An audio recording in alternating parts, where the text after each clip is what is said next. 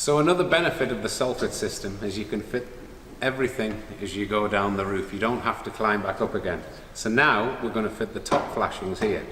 There's a nice groove which it goes into in the top mounting rail.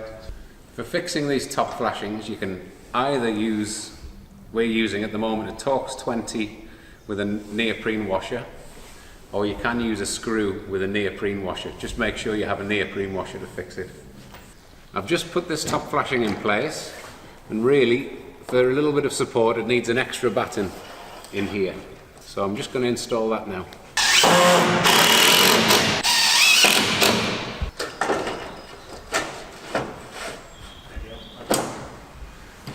So now I've got the top of the top flashing nicely supported.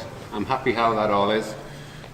This point, the edge of the flashing, goes directly on top of the edge of this here. So everything follows each other, it's very nice. So now I'm going to fix this top flashing in.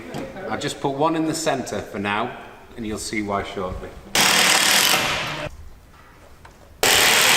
We've got both top flashings in place now. I'm just going to show you the joiner piece.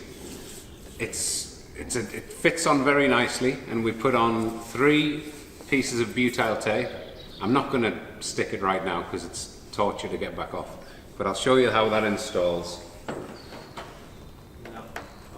On the joiner piece, you want to connect these obviously, so we're putting a screw there and a screw there.